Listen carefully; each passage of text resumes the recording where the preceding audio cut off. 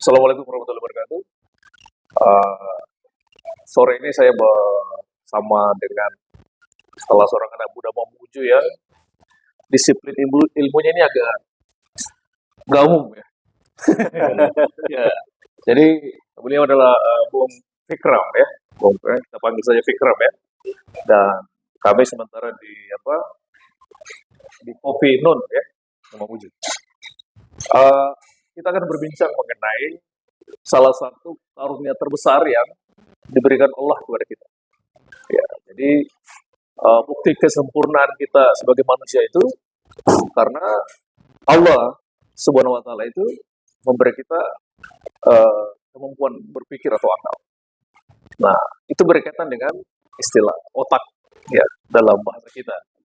Nah, urusan otak ini kan kemudian makin berkembang. Ya. Tadi saya menonton Aisyah Dahlan. Ternyata sejak kita kecil itu otak berkembang setiap menit itu hampir 250 berapa sel otak. Ya, sampai dia 2 tahun kan gitu ya. Nah, tapi kita tidak akan membahas teknisnya ya secara ya. Ini akan kita bicara tentang bagaimana mendaya gunakan otak. Bagaimana otak manusia itu bekerja. Dan itu menjadi objek kajian Bung Fikram ya tentang neuroscience. Kira-kira begitu ya? Ya, Udah cocok ya. Apa kabar Fikram? alhamdulillah baik Kak, sehat-sehat. Ya, saya mempelajari ya karena muncul di salah satu media dan saya menonton itu. Saya pikir bagus ini untuk dengan ini ya. Karena kita lagi sangat membutuhkan pengembangan sumber daya manusia dan itu pusat aktivitasnya kan di otak. Otak. Bagaimana menjelaskannya itu untuk teman-teman penonton kita? Baik, terima kasih Kak Adi atas kesempatan yang diberikan di podcast ini. Ya. Sebuah kebanggaan tersendiri bisa berbicara di sini. Ya. Jadi memang otak itu sebenarnya semua ilmu itu pasti menggunakan otak. Ya betul. Pasti menggunakan otak. Makanya orang bilang pakai otakmu ya. Pakai otak. Ya. Cuman memang perkembangannya kemari ada yang cabang ilmu yang khusus mempelajari otak. Ya. Jadi kalau dulu itu ilmu-ilmu lain itu menggunakan hanya sekedar menggunakan, tapi ini mengkhususkan mempelajari otak saja. Nah, namanya adalah neuroscience. Kalau basicnya ini adalah biologi sebenarnya. Biologi. Tapi kemudian perkembangan, macam-macam. Semua disiplin ilmu, semua bisa dimasuki, Kak. Bahkan ada namanya neuropolitik. Ya, menarik. Neuroekonomi. Ya. Nanti saya tanya itu tentang neuropolitik ya. Iya.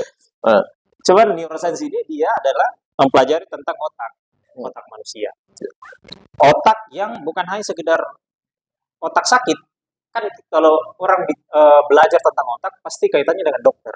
Betul. Dan selalu berbicara klinis. Betul. Padahal perkembangan neuroscience ini bukan hanya sekedar medis, tapi ada non medis tentang pengembangan sumber daya manusia atau human performance yang dikaji dan sangat-sangat luar biasa perkembangannya di Amerika, di benua Eropa. Bahkan kucuran dana untuk penelitian ini luar biasa di sana. Risetnya luar biasa. Luar biasa. Bahkan kita hari ini dikejutkan dengan penelitian Elon Musk di perusahaannya yaitu Neuralink. Bagaimana itu hal baru lagi. Itu perkembangan antara bagaimana menggabungkan teknologi ke dalam otak. Jadi dengan hanya menanamkan satu chip itu Kak, di dalam otak, itu kita bisa menghafal ensiklopedia tebal ini. Jadi dia kalau ada chip dimasukkan ke otak, dia bisa mengoptimasi gitu. Iya, betul, seperti memori. Kayak HP gitu ya. Kira-kira masih perlu kita menghafal ini kalau ada. Ya. Ini salah satu terapannya kan. Betul. Neuroscience itu membincang medis dan non medis. Neuro ya. Iya. Itu kalau kemudian ada nama istilahnya neurologi. Neurologi itu memang ini kajiannya dokter karena berbicara tentang otak yang sakit. Jadi otak yang sakit semua itu kajiannya neurologi. Kalau neuroscience itu perkembangannya atau cakupannya luas. Medis, ilmu pengetahuan gitu ya. Dan non medis. Iya, satu cabang ilmu pengetahuan. Coba jelaskan tadi itu apa itu neuropolitik tadi? Neuropolitik. Jadi memang perkembangan neuroscience. Jadi neuroscience itu kan bersifat interdisipliner. Iya. Jadi dia bisa dikaitkan dengan cabang ilmu lain. Iya. Kalau misalnya neuropsikologi Iya, iya. itu mempelajari tentang perilaku manusia. Perilaku. Jadi otak itu kan fungsi utamanya perilaku, menciptakan perilaku. Dia cabang perilaku kan? Iya. Jadi Pusat. pusat perilaku. Jadi orang itu bisa dikatakan berperilaku kalau dia punya otak. Ya. Kalau tidak ada otaknya, tidak mungkin berperilaku. Nah, inilah Saya kemudian. baru paham ya kenapa ada istilah orang tua dulu dia bilang pakai otakmu kan? Pakai otakmu. Saya ngerti nih sekarang. Oh, ternyata gitu ya. Jadi psikologi itu dia mempelajari tentang perilaku, aspek luarnya. Ya. Sedangkan neuroscience itu bagaimana otak menciptakan perilaku. Kalau psikologi, perilaku ini bagaimana terjadi di dalam otak. Ya. Jadi top down, bottom up. Ya. Psikologi. Jadi kalau neuropsikologi itu bagaimana kaitan antara perilaku dengan otak dengan perilaku. Nah, kalau politik, itu ya. neuropolitik ini satu cabang ilmu yang luar biasa. Bahkan penerapannya, Kak, ini bahkan digunakan di pemenangan Pilpres Amerika. Donald Trump itu menyewa ahli neuroscience dalam membuat iklan untuk memenangkan kontestasi politik. Jadi di sana brandingnya itu menggunakan cara kerja otak, Kak. Jadi cara kerja otak itu kalau misal orang terus disusupi dengan berita-berita bohong, informasi hoax, itu lama kelamaan akan menjadi sebuah kebenaran di orang otaknya. menjadi percaya. Orang menjadi percaya. Nah, itu yang diterapkan oleh Donald Trump waktu dia memenangkan kontestasi di Amerika. Iya, betul. Itu salah satu terapan di neuropolitik yang luar biasa di sana. Bagaimanapun akan menyinggung tentang sumber daya manusia, pendidikan, dan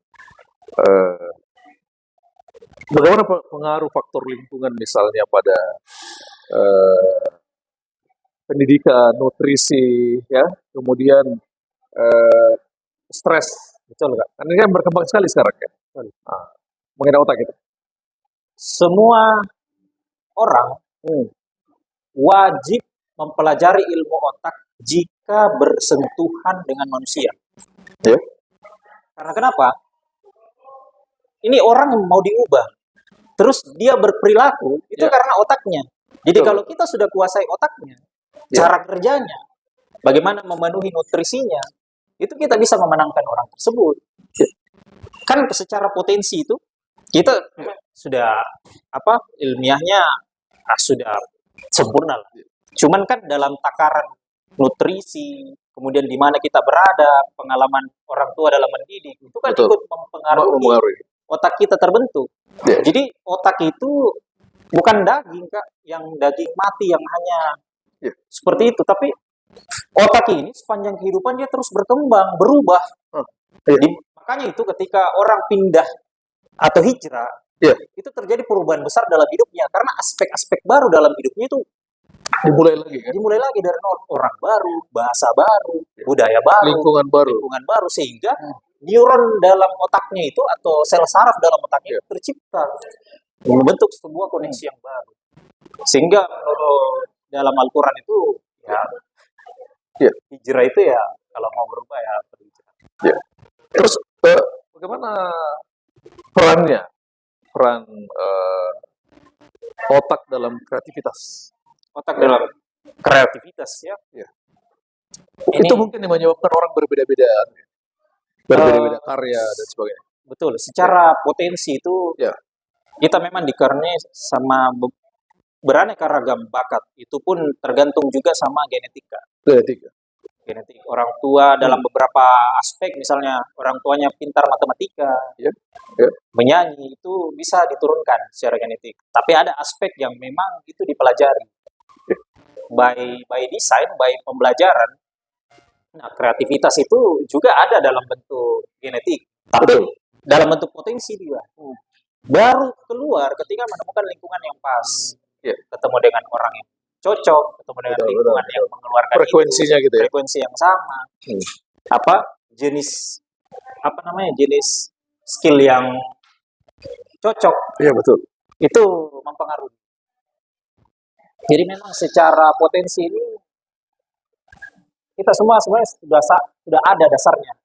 Cuman teraktualkan tergantung misalnya saya punya potensi atau bakat itu Hmm. apa ya, bermain bola. Mana bola? Tapi lingkungan saya tidak di situ. Saya malah belajar akademik atau misalnya lebih banyak bermain musik Iya, iya. yang bisa saya mainkan musik, tapi tidak bisa mencapai pada taraf maksimal. Tidak optimal ya. Nah, tidak optimal. Beda ketika saya mendalami atau sesuai dengan bakat secara Itu potensi. artinya bahwa setiap orang punya potensi yang sama. Setiap Cuma tergantung apa yang mau dia kembangkan gitu. Sudah ada di otak semua sebenarnya nih. sudah ada, secara potensi sudah ada. Gitu ya. Cuman bagaimana kita menjemputnya tergantung bagaimana pola asuh orang tua. Ya kan otak kan berkembang ya, berkembang. Iya, berkembang terus. Jadi menarik memang ini tentang otak. Dan bahkan Kak ada mitos otak itu ya. Iya. Dia bilang kalau sudah makin tua orang, maka makin tidak berkembang otaknya, makin mati. Benar itu, benar ya. Nah, itu mitos. Yang benar itu adalah makin sering kita belajar di usia apapun, Iya. maka otak itu semakin berkembang. Berkembang. Jadi ada istilahnya di ilmu Ada otak itu, otak mati gitu. ya, ada istilahnya itu neurons fire together, wire together. Jadi ketika otak itu, neuron itu dia berapi, terbentuk ketika dia ada rangsangan. Ini sebuah penelitian ini kalimat ini muncul ketika ada sebuah penelitian menempatkan 2 tikus di dalam kandang, satu kandang yang penuh dengan main-mainan, Mana? satu yang tidak ada, Kosong ya. dan satunya ini dia 2 di situ di dalam kandang, dia bisa bermain, dia bisa ini satu dia sendiri dan kesepian, Tidak bergerak dia. tidak Ya? bergerak di tempat terus. Jadi 2 bulan kemudian atau terlalu 2 bulan kemudian dibedah otaknya, ternyata otak tikus yang di kandang yang penuh dengan ini dia punya hubungan antar neuron yang banyak, berbeda dengan orang tikus ini yang sendiri. Dia tidak berkembang gitu. Dia tidak berkembang neuronnya, sedikit sekali perkembangannya, sehingga bisa dikatakan bisa disimpulkan bahwa ketika lingkungan itu penuh dengan hal-hal yang merangsang otak, ketemu dengan teman yang cocok, itu bisa merangsang otak. Untuk bahasa sederhana tentang neuron ini kan dia sel saraf gitu. Iya, neuron. Neuron itu sel saraf. Jadi otak ini terdiri dari sekumpulan sel saraf saja. Jumlahnya sangat banyak gitu kan. Kalau di otak itu ada 3 komponen utama. Pertama sel neuron, sel saraf, kemudian ada sel glia. Sel glia ini yang memberi makan sel neuron agar tetap hidup.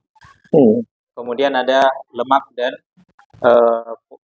zat-zat lainnya. Ini 3 komponen di dalam otak. Tapi jumlah sel neuron itu 100 miliar, sel glia lebih banyak 12 triliun.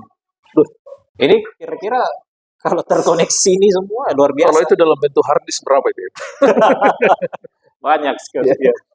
Karena ada yang bilang, kita ini hanya sekarang ini ya, kalau orang cerdas misalnya kita, itu ternyata baru menggunakan potensi otak kita sampai baru 11 atau 20%. Iya. Ya. Kalau yang lebih cerdas itu kan kira-kira Elon Musk itu berapa persen otaknya dipakai? Iya, itu sebenarnya kita menggunakan otak kita secara sempurna, sebenarnya secara utuh. Itu sebenarnya hanya analogi saja supaya dalam menjalani hidup ini kita betul-betul menggunakan seutuhnya, meningkatkan potensi cara kerjanya. Nah, ini yang menarik, saya mau tanya ini, Om Bikram ini. Bagaimana ceritanya sehingga Anda masuk ke wilayah neuron ini? Oh iya. Apa orang tua gimana? Apakah dari orang tua atau karena apa gitu kan? Sudah jelas bukan dari orang tua ini. Gitu ya. Oke, Anda di situ ya. Waktu SMA, saya sangat tertarik itu Kak belajar biologi. Bahkan saya mendapat nilai tertinggi ya ujian sekolah karena rasa penasaran saya terhadap pelajaran biologi. Sehingga ketika kuliah, waktu mendaftar beberapa universitas itu saya gagal, tapi saya diterima di Universitas Islam Negeri Sunan Gunung Jati Bandung. Jurusan tasawuf psikoterapi. Wah, itu ya. Bagaimana berbau agama ini? Enggak apa-apa. Berbau agama. Nah, ketika saya menjalani perkuliahan, ada kerinduan terhadap itu, Kak, belajar biologi. Karena kan setiap mata kuliah saya itu berbau agama. Iya. filsafat agama, psikologi, itu Ya kan tasawuf kan? tasawuf, ilmu tasawuf, akhlak tasawuf, itu semua berbasis pada agama. Jadi ada kerinduan untuk belajar biologi. Sampai suatu ketika saya pergi ke bazar buku, Ya. saya menemukan buku Tuhan dalam otak manusia. Tuhan dalam Otak manusia. itu Itu siapa yang nulis? ditulis oleh Dr. Taufik Pasiak. Apa sih? Ini salah satu ahli juga, ahli Ya. otak di Indonesia. Sekarang jadi dekan di Fakultas Kedokteran di salah satu universitas di Jakarta. Nah, saya membaca, ada istilah baru, neuroscience. Neuroscience, apa ini? Kok bicara tentang Tuhan, Ya. tapi ada landasan biologinya.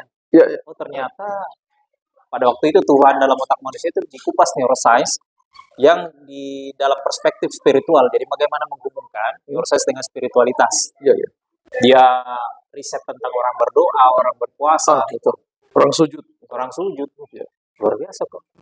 Iya. Sehingga lama-kelamaan, selang beberapa bulan penulisnya datang di kampus memberikan seminar. Oh iya, iya, betul, betul ya. Kebetulan. Nah, Pada waktu itu saya mendalami, baca-baca di internet sekilas pengertiannya dan lain-lain.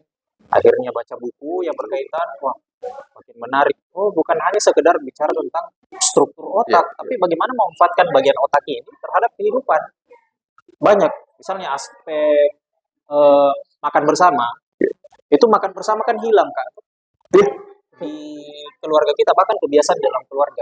Nah, ternyata menurut riset, makan bersama itu bisa meningkatkan beberapa persen IQ. Karena ada interaksi antara orang tua dengan saudara yang lain. Tidak makan, ada di ruang tamu, ada di ruang TKD di Kan dapur. sekarang itu kita ambil makan, masuk di Pindah, kamar, pindah ya. main HP. Betul ya, betul ya. Aduh. Belum lagi masak bersama, itu juga bisa meningkatkan kecerdasan emosi. Iya. Karena aspek rasa di situ yang Iya. dimainkan. Banyak kebiasaan, kayak misalnya napping atau tidur Iya. sesaat, meningkatkan produktivitas ketika bekerja atau belajar. Nah, pada aspek-aspek itu saya melihat, oh ternyata luar biasa penerapan ini. Sehingga saya mendalami, baca-baca buku, wah makin jatuh cinta. Ikut kursusnya Kak selama 1 bulan. Jadi Tentang lihat, otak. iya, Oh, ada memang kursus ya? ada kursus singkatnya. Kebetulan diampu langsung sama Dr. Taufik di Manado. Saya ke sana terus. Kita belajar otak 1 cari bulan. ilmu kan, cari ilmu ya. Dibawalah saya di kamar mayat Kak. Iya. Perlihatkan otak. Iya, iya. Karena menurut beliau belajar otak tanpa melihat otak ya bullshit. Iya. Jadi kita melihat tuh otak manusia yang sudah diawetkan. Oh jadi begini namanya korteks, ini sistem limbik, ini batang otak. Iya. Oh banyak corpus callosum. Sampai situ saya, kemudian sampai sekarang tertarik mengikuti. Nah lepas dari kursus itu ada amanahnya Dr. Taufik agar ilmu ini disebarluaskan. Iya. Betapa pentingnya itu. Terus katanya otak besar. Iya. Otak kecil itu lain fungsinya. Betul Kak. Misalnya, bagaimana menjelaskan itu? Ada banyak definisi tentang pembagian itu, tapi yang familiar kita bagi saja otak ini menjadi 3. Iya. Menurut Paul MacLean, otak itu terbagi menjadi 3. Otak bagian luar itu kalau kita buka kepala, penampang yang pertama kita temui itu adalah bagian yang beliung-beliung. Ya, betul. Itu namanya adalah korteks. Oh, ya. Itu yang umum kita lihat. Korteks, bahasa Latin yang artinya kulit. Kulit. Kemudian ada bagian tengah, ketika otak itu di kiri Benar. kanan dibuka, Iya. itu ada bagian di tengah yang namanya sistem limbik. Kemudian yang ini ada yang batang ke istilahnya. bawah, ya, itu batang otak. Iya. Jadi secara evolusi batang otak dulu yang terbentuk, kemudian sistem limbik, kemudian korteks, Iya, ya. Otak depan, otak belakang. baru kulit. Iya. Baru kulit yang melindungi bagian isinya.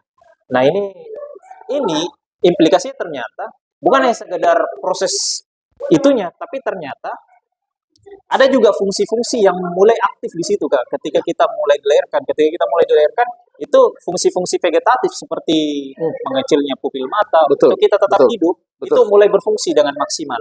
Kemudian fungsi sistem limbik itu juga maksimal, membuat kita lebih tahu tentang Jadi anak kecil itu sudah maksimal fungsi sistem limbiknya atau emosinya. Jadi dia itu lebih mengerti tentang bahasa rasa orang tua Iya. ketimbang kalau kita ceritakan secara intelektual. atau ceritakan. Jadi Iya, iya. mendongeng dengan ekspresi, Iya. dengan emosi itu lebih sampai, lebih mendidik ke anak balita dibanding cerita-cerita yang lebih intelektual. Iya. Baru kemudian korteks ini selesai itu ketika umur, ada berbagai versi, ada yang bilang 12 tahun, ada yang bilang 18 tahun. Mulai maksimal Maksimal. fungsinya ini. Ditandai dengan seorang mahasiswa laki-laki itu bisa berpikir secara kritis. Ini banyak yang bilang bahwa waktu SD, SMP, SMA ini anak Ya. laki-laki kok di belakang ya, jarang dapat ranking. Tapi ketika dia kuliah, kok dia yang terdepan kritis. Waktu dia berdebat. SMP, SMA suka duduk di belakang. Iya, Oh gitu pengaruhnya. Ada pengaruhnya ya. ternyata baru matang ketika umur Itu nih. ketika kuliah. Iya, iya. Terus bagaimana peran otak ini dalam persoalan memori dan pembelajaran ya? Iya. Karena ini untuk anak muda ya, untuk pendidikan kita. Bagaimana menyimpan memori di otak itu gimana? Proses belajar itu bagaikan membentuk jembatan. Iya. Jadi antar neuron itu dia itu tidak ketemu, Kak. Ada namanya sinaps. Sinapsis. Ini kalau satu neuron dengan neuron lain tidak ketemu begini. Iya, Tapi dia begini, tapi ada kimiawi dan elektronik yang menghubungkan satu neuron itu.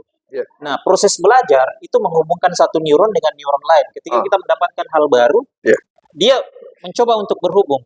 Makin sering kita belajar, hubungan ini makin kuat. Ibarat jembatan, awalnya jembatan gantung, sudah jembatan besi, Iya, sudah iya. jalan tol mungkin. Iya, iya. Makin sering Cor kita, gitu ya. makin kita sering Jadi fungsi belajar, memori di situ di mana memori?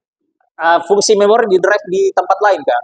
Iya, Kalau ini iya. proses belajar. Nah, proses belajar yang sering kita lakukan, lama-kelamaan itu akan tersimpan di memori. Iya. Di otak itu ada memori emosi, Iya. ada memori yang secara kognitif. Iya, betul. Jadi memori emosi itu misalnya kita jalan pada satu tempat tertentu, mendengarkan musik, teringat sesuatu, Iya, iya, iya. atau mencium aroma tertentu. Rasa itu indra itu ya. Memori emosi. Iya. Ini banyak yang tidak manfaatkan ini, Kak. Padahal ini luar biasa nih ketika kita manfaatkan dalam belajar memori emosi. Iya. Kemudian ketika kita belajar juga itu dengan gerakan itu bisa mempertebal neuron ini, lebih cepat dia dibanding kita kaku membaca seperti ini.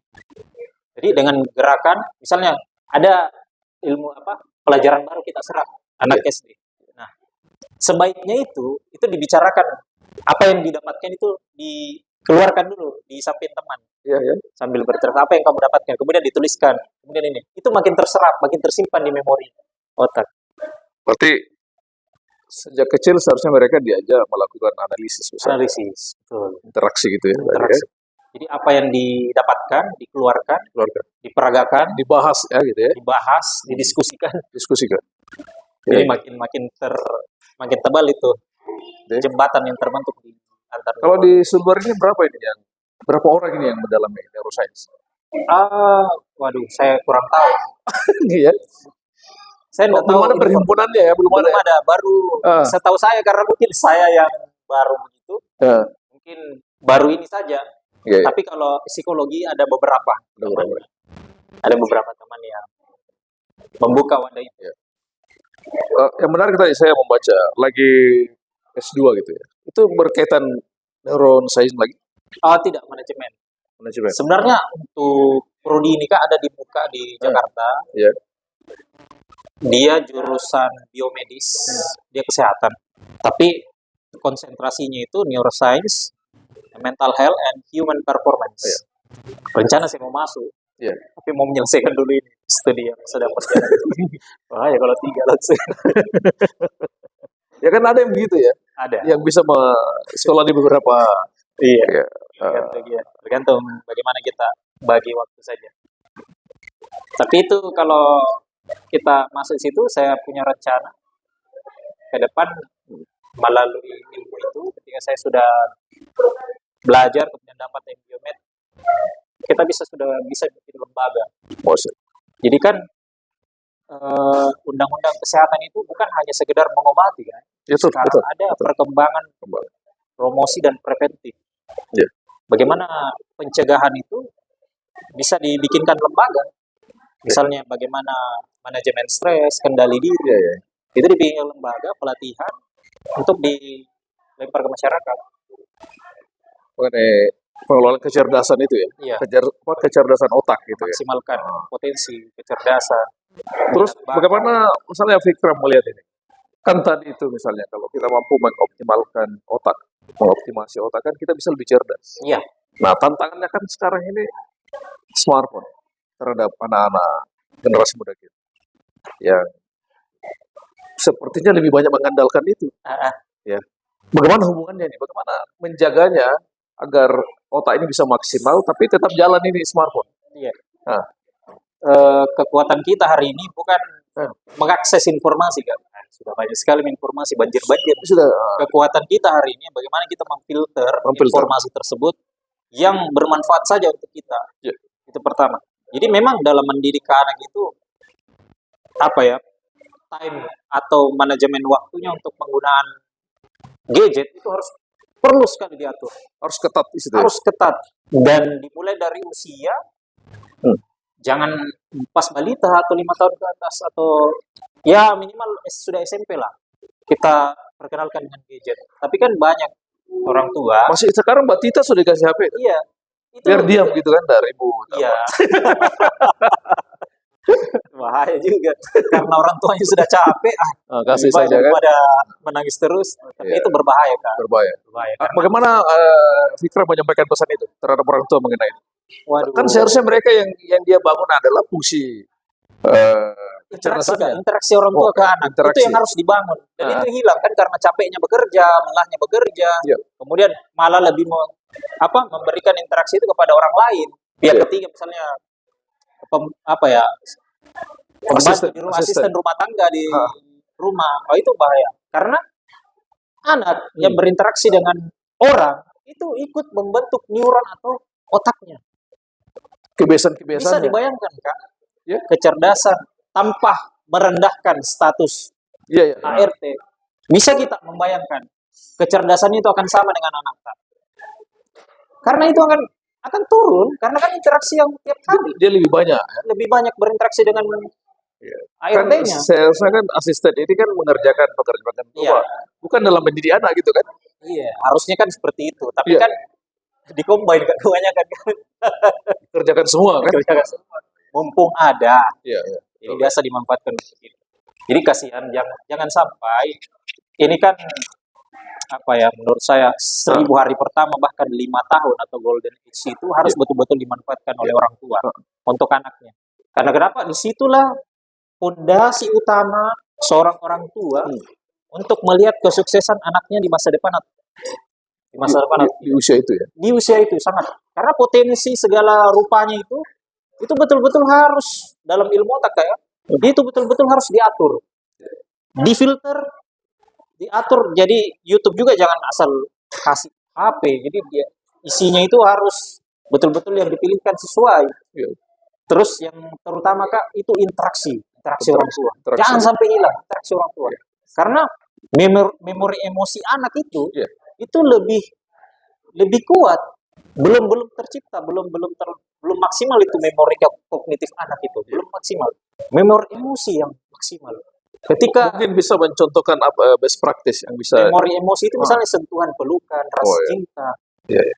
Ini juga biasanya rasa amarah itu, Iya. amarah ke anak yang luar biasa itu bisa merusak sel otak enggak? Itu bukan mitos ya. Bukan. Ini ada penelitiannya. Marah ke anak itu bisa menghancurkan psikologis, bahkan merusak neuron dalam otak. Menatap saja katanya, ya, melotot ya. Itu Melotot. juga bisa. Apalagi disertai dengan Bentakan. bentakan. Aduh, walaupun sekali itu luar biasa efek. Karena saya sudah punya anak semaksimal mungkin saya menjaga itu ya Iya. sampai. Iya. Jadi harus ada prakteknya gitu ya. Iya, jadi kita belajar. Memang gampang belajar Kak. Gampang ini belajar teori, Iya, bisa iya, dibaca, dipelajari, tapi praktek itu yang Prakteknya. menantang. Saya gampang ini bicara, tapi belum tentu di rumah saya ini bicara. Karena kita tidak sendirian, ada orang Iya. lain kan. Ada orang lain misalnya istri, ada tetangga kan. Tetangga, lingkungan itu. Ada keluarga lain misalnya di rumah misalnya kan gitu ya pengaruhnya. faktor nenek. Oh iya. Jadi kita perlu komunikasi yang baik karena Ah. bisa jadi otoritas orang tua saya, misalnya neneknya ini cucu, Iya. itu punya apa ya, pola asuh atau pola didik yang mungkin sudah tidak relevan lah, Telepon. perlu kita komunikasikan. Maksudnya. Janganlah terlalu memberikan pendidikan, biar kami sebagai orang tuanya yang Iya, iya. begitu kan. Jadi apa yang bisa dijelaskan juga tentang apa istilah neuroplastisitas itu? Oh iya, neuroplastisitas. Nyambung dalam tadi dengan adaptasi itu ya. iya, nyambung tadi dengan lingkungan. Hah? Jadi kan sepanjang kehidupan ini otak kita ini berubah. Berkembang. Nah, perubahan itu Atau karena mengadaptasi ya. sifat neuron itu yang bisa mengadaptasi, yang disebut sebagai neuroplastisitas. Ya. Ini sejak ditemukan istilah ini dan beberapa ilmuwan tahu tentang istilah ini, banyak pelatihan-pelatihan di luar sana itu yang memanfaatkan tentang ini. Oh, dengan di usia apapun itu ternyata otak itu bisa berubah. Kita belajar hal apapun itu bisa karena sifat neuron yang plastis itu. Jadi tidak ada istilah terlambat belajar itu. Tidak ada terlambat. Cuman Dimulai lagi kan? dimulai dari nol seperti itu. Gitu Mau deh. tidak Iya. apa ya, tabah dalam proses. Iya. Karena kan dimulai dari awal. Iya. Memang beda ya ketika kita sudah membangun kebiasaan itu dibanding dengan mulai dari nol. Karena begini, Bung Fikram ya. Kemarin saya diskusi dengan teman-teman. Dulu kita di SMP, SMA, ranking 1, ranking 2, ranking 3 lah. Iya. Karena atau ranking 3 sampai 5, karena biasa dominan perempuan yang ranking 1 kan. Nanti marah letting ini ya kan. Maksudnya begini, saya mengatakan bahwa ternyata dengan tidak terlalu banyak belajar, tidak terlalu kutu buku ya maksudnya, kita bisa ranking sampai di situ. Artinya, kalau kita belajar menambah sedikit jamnya atau durasinya belajar, kita bisa jauh lebih pintar. Betul. Itu berkaitan dengan perkembangan otak itu ya. Berkaitan. Kalau saya melihat Kak, justru di sistemnya kita itu kan, Oh iya ya. kalau di SD SMP itu masih sistem industrial. Bagaimana sekolah itu mencetak karyawan, bukan mencetak manusia. Jadi bagaimana mencetak karyawan agar bisa bekerja. Bisa baca tulis saja gitu. Ya, bisa baca tulis, bisa menghafal. Ya. Itu kan menghafal itu Basic dasar. basic dasar itu untuk mengoperasikan sesuatu. Iya. Ya memang untuk perusahaan, Iya. untuk pekerja. Jadi sistem pendidikan kita, tolak ukurnya itu dari SD sampai SMA itu memang tidak menciptakan seseorang itu menjadi manusia. Karena kan apa? Kita diukur dengan hafalan, hitung-hitungan. Jadi sangat mekanis saja. Sangat mekanis. Manusia yang tidak kreatif. Jadi berharap tercipta manusia kreatif dengan sistem begitu ya, mana mungkin. Walaupun ada dengan beberapa orang yang mungkin tetap keluar potensinya, tapi kan tidak bisa seperti itu. Di negara-negara maju itu tidak begitu sistemnya. SMP, SD, TK bermain, SD masih bermain, SMP baru peminatan, kemudian SMA baru pengkhususan, mulai mendalami minat itu. Di perkuliahan lebih dalam lagi. Jadi sudah terarah kan. Beda kita setelah SMA mau masuk jurusan apa? Bingung kan? Mau kemana kita ini? Mumpung lagi kalau diterima. Jadi tidak ada perencanaan sistem kita. Jadi kenapa saya menyinggung itu? Karena kita kan sedang menghadapi realitas itu. Realitas tuntutan hidup. Kemudian jumlah orang makin banyak. Kan dulu orang mungkin sekolahnya tidak terlalu tinggi, tapi peluang kerjanya lebih banyak kan? Sedikit orang yang bisa banyak peluangnya, sedikit orang. Nah, sekarang masalahnya kan banyak orang, kesempatan kerja itu sedikit. Nah, jadi ini mungkin berkaitan dengan apa tadi ini tentang bagaimana mengelola kecerdasan itu ya. Kalau tadi dijelaskan tentang fungsi mekanis dari sekolah itu artinya kita harus tetap melakukan hal lain di luar kalau kita sekolah misalnya kan, kita harus melakukan kalau orang sudah bekerja inovasi atau tambahan pendapatan lain gitu. Kalau misalnya pendidikan menyediakan kita untuk menjadi manusia seutuhnya, harusnya setelah lepas dari sekolah kita bisa apa aja. Oh, betul. Nyatanya kan tidak. Betul. Betul. Bahkan setelah kuliah pun, Ya. itu ilmu kita tidak dipakai Oke. di pekerjaan mungkin. Tapi dalam kehidupan pasti digunakan. Kak. Iya, iya, iya. Pasti digunakan. Kalau ilmu, iya pasti digunakan. Tapi di dunia kerja banyak yang tidak relevan. Ya. Harusnya memang ketika ingin memaksimalkan sesuatu, ya bikin bibitnya yang sudah sesuai dengan keluarnya yang sesuai dengan Ya. inputannya nanti. Tapi kendala kita ini, Bung Fikram ini, kita kan tidak bisa membaca perkembangan ke depan ini, 5 tahun ke depan akan bagaimana lagi. Iya, Karena saya dengar akan banyak jenis-jenis pekerjaan akan hilang. iya. Ya, bagaimana itu menghadapinya? Nah, disitulah masuk ilmu neuroscience kan. Itu yang saya maksud. Dapat di situ ya. Ya. Disitulah masuk. Dengan mengetahui cara kerja otak, kita Ah. bisa tahu Put, kira-kira peluang ke depan ini seperti apa. Karena kan perkembangan teknologi sudah sangat maju kan. Betul, betul. Ah, Kita bisa, mungkin pekerjaan otomasi sudah digantikan sama robot. Kita mau kerja apa kalau misalnya kita berkutat pada kerja otomasi?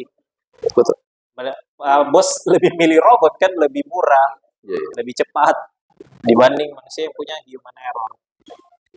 Makanya ke depan ini kita memaksimalkan kreativitas dan berpikir itu Kak, berpikir tingkat tinggi, berimajinasi, Ya. itu ternyata tidak bisa dilakukan oleh robot. Maka kita bisa maksimal di situ, Maka kita lebih masuk di situ ya. masuk ke situ. Tadi kembali ke persoalan neuroscience dan pengaruhnya pada kreativitas. Itu kan akan menjawab tantangan. Iya. Ya. Dan ini mungkin hal yang kita khawatirkan, tapi mungkin belum banyak orang memikirkan. Iya. Ya. Jadi kita ini terancam sebenarnya Kak. Dengan hadirnya artificial intelligence, Iya. kecerdasan buatan, sebenarnya pekerjaan-pekerjaan sederhana itu bisa digantikan sama robot. Iya. Bahkan menyusun kalimat itu bisa digantikan sama ChatGPT. Iya, betul. Bagaimana kemudian kita tidak menyadari ini dan tidak mau mengupdate diri? Iya. Nanti kita akan tertinggal terus dan berharap pekerjaan terus terbuka untuk kita. Sedangkan skill kita di situ-situ saja. Maka Betul, ya. ilmu neuroscience itu hadir untuk melihat itu. Ayo sama-sama. Oh. Yang kita perlu tingkatkan ini kreativitas, ini di sisi sosial, kemudian jangan lupa juga di lingkungan. Kita Betul. harus peduli. Ya. Karena kecerdasan itu bukan hanya sekedar kecerdasan individual, tapi ada kecerdasan sosial, Oh, betul. kemudian ada kecerdasan kecerdasan biofilia, Betul. kecerdasan diri, kecerdasan hubungan antara kecerdasan individual, kecerdasan hubungan dengan Tuhan, dan sosial dan lingkungan atau alam.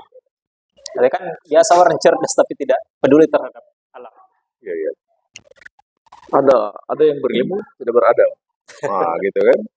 Nah, gitu. Oke, yang terakhir, apa yang mau disampaikan ke masyarakat tentang disiplin ilmu ini? Ya, disiplin ilmu. Neuroscience. Ya. Jadi dengan waras mengetahui banyak tak waras gitu. Ya, dengan mengetahui ilmu otak atau cara kerja otak, terutama di 1000 hari pertama kehidupan, itu kita bisa menjadi orang tua yang baik, orang tua yang mungkin sesuai fitrahnya ya, jalur fitrahnya dalam perspektif ilmu neuroscience. Karena kita yang bersentuhan dengan manusia itu harus, apalagi mendidik manusia itu, sudah selayaknya harus mengerti tentang otak, atau cara kerja otak, atau proses perkembangan tahapan-tahapan seorang anak yang memiliki otak. Agar didikan kita pas, cara mendidik kita pas, karena fungsi mendidik itu bukan hanya sekedar tugas guru, tapi terutama yang paling penting itu tugas mendidik oleh orang tua di 1000 hari pertama kehidupan. Itu saja. Oke. Dan kemudian yang kepada pemuda, dengan mengetahui ini kita bisa meningkatkan kapasitas kita bagaimana membaca itu berimplikasi pada kesehatan otak. Bagaimana tidur tepat waktu itu berimplikasi terhadap otak. Dengan mengetahui ilmu ini, kita bisa memulai hidup sehat dan bisa memaksimalkan otak kita pada cara-cara yang sederhana. Itu cara kita menutrisi otak gitu ya. Nutrisi. Karena kan nutrisi otak itu bukan hanya sekedar nutrisi makanan, tapi informasi juga itu ada nutrisi. Informasi yang baik adalah nutrisi yang baik. Oke, terima kasih Bung Fikram ya. Eh, Obrolannya luar biasa ya, dan eh, mungkin banyak istilah-istilah yang baru bagi kita, dan karena ini memang disiplin ilmu yang kurang umum gitu ya. Tetapi dia ada ternyata di tengah-tengah kita. Ya, Bagaimana cara mengoptimalkan otak ini? Ya, ini tergantung dari cara kita semua berinteraksi dengan lingkungan kita, sesama kita, dan tentu saja kepada Allah Subhanahu Wa Taala ya. Karena Tuhan lah yang memberi kita karunia amat besar ini tentang otak dan sel saraf yang luar biasa. Terima kasih Anda telah menyimak obrolan kami. Mudah-mudahan kita bisa ketemu lagi di kesempatan berikutnya. Assalamualaikum warahmatullahi wabarakatuh. Waalaikumsalam.